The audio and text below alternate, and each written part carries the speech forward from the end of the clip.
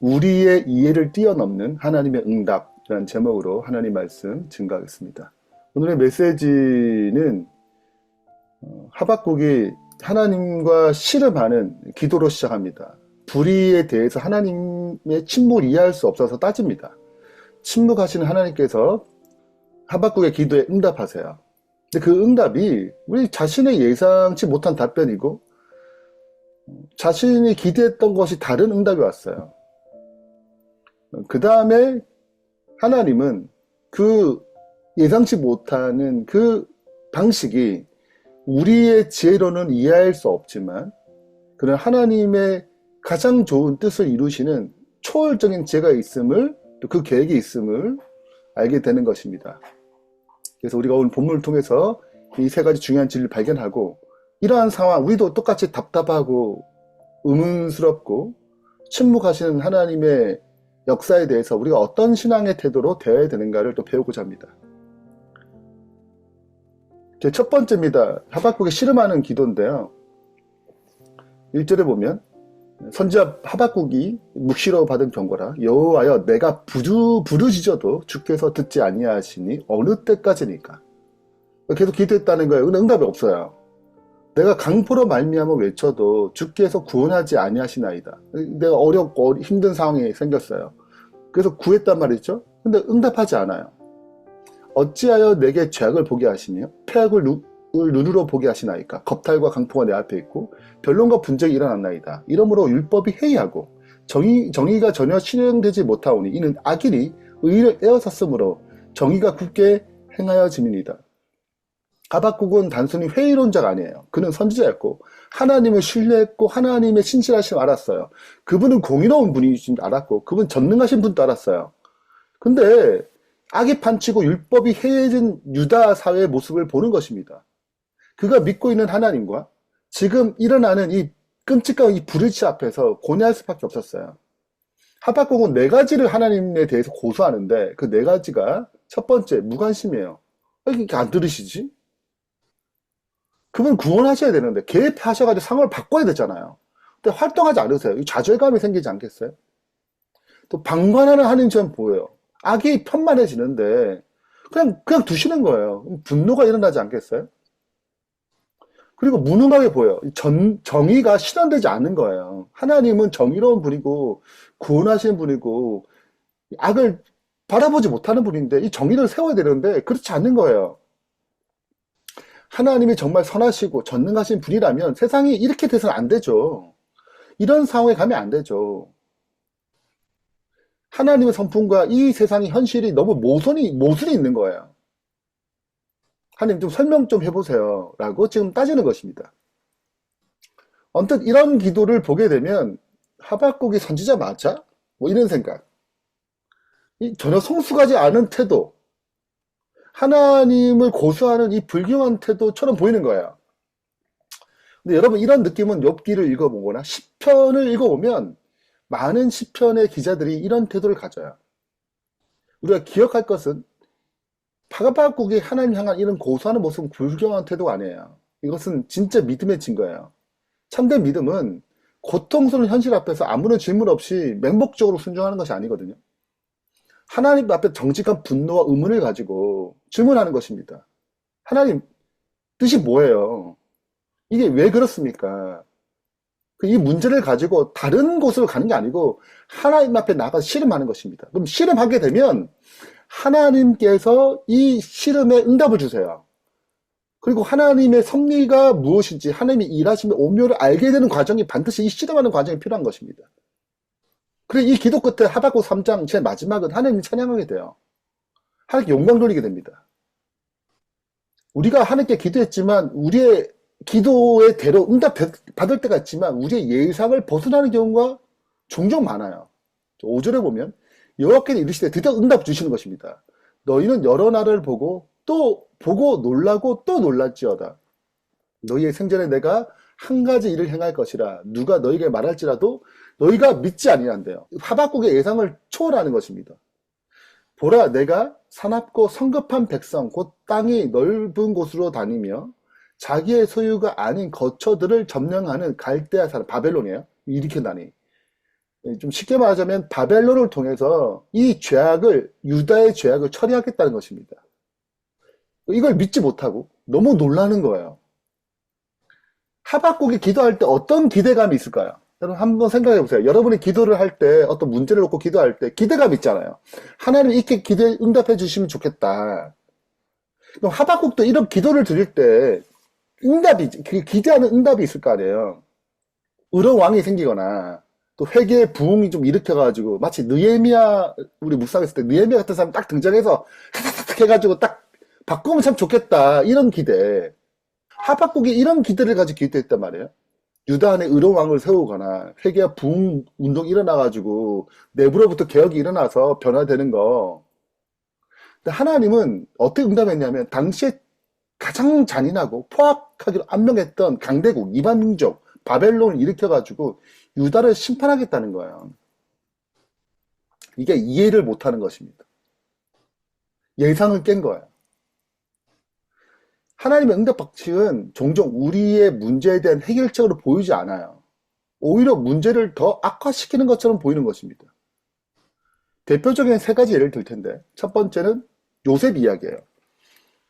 요셉의 형제들이 미워했어요, 요셉을. 그래서 구덩이에 던졌잖아요. 그러면 그때 구덩이에 빠져가지고 요셉이 기도했을 거예요. 응? 하나님 도와주세요. 어? 근데 하나님의 응답은 요셉을 애굽에 파는 거예요, 노예로. 더 악화된 거죠.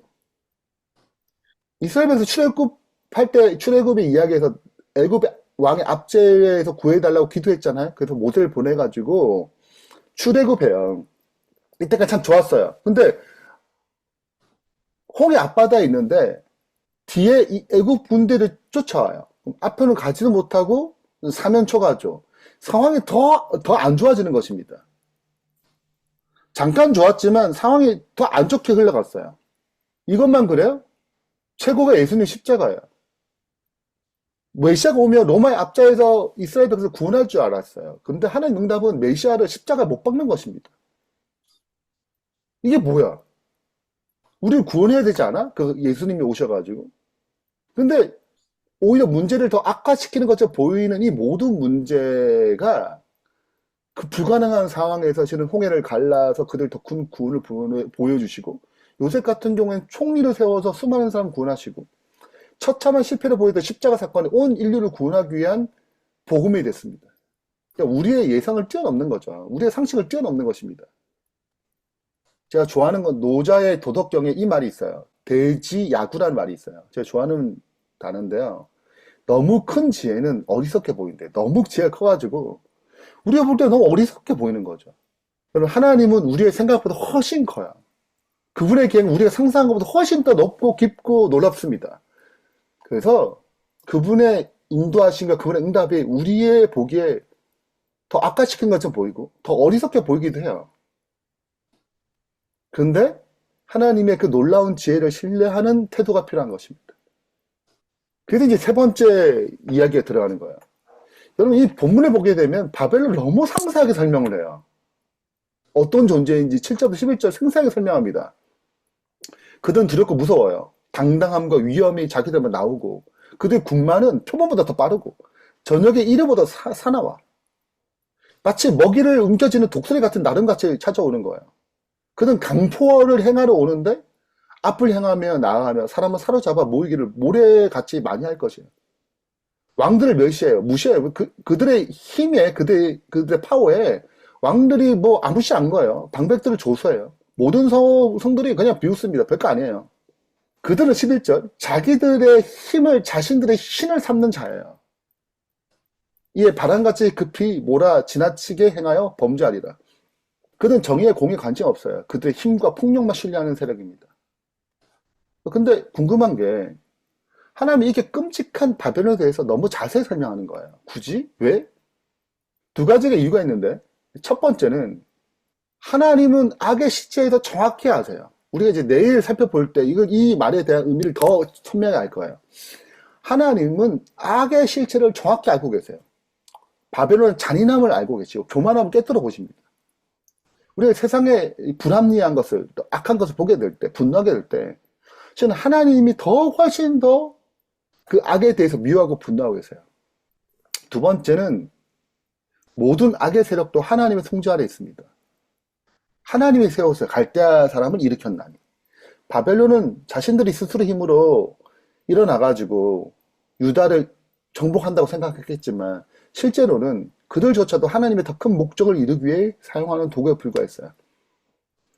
자, 말씀 정리하면서 하나님께서는 어떻게 이 악한 도구를 사용해서 선한 목적을 이루시는가? 그게 합리적인가? 나보다 더 악한 존재예요. 그들을 사용해서 선을 이루는 게 올바른가? 악한 자를 번영케 하고 선하고 순결한 사람을 괴롭게 당하는 이유로 때로는 하나님의 신뢰심을 잃어버리는 사람도 있을 수 있어요. 아, 도저히 이게 말도 안 되는 섭리인데? 말도 이해도 안 되겠어. 그러니까 내가 하나님의 섭리를 이해하지 못한다고 해서, 깨달을 수 없다고 해서, 하나님의 자비하심을 의심해서는 안 돼요. 왜냐하면, 악한 도구를 통해서 선한 목적을 이룬 최종 답변이 십자가예요. 거기서 하나님 충분한 증거를 주셨습니다. 그래서 이 성경을 볼 때 십자가라는 빛으로 해석해야 돼요. 오직 십자가에서 정확한 답을 발견합니다. 십자가는 역사상 최고 악의 현장이에요.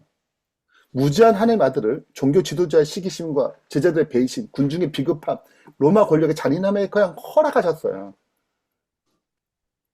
근데 그 악의 한복판에서 하나님께서 인류를 위한 최고의 선을 이루셨습니다. 우리의 구원을 이루셨어요.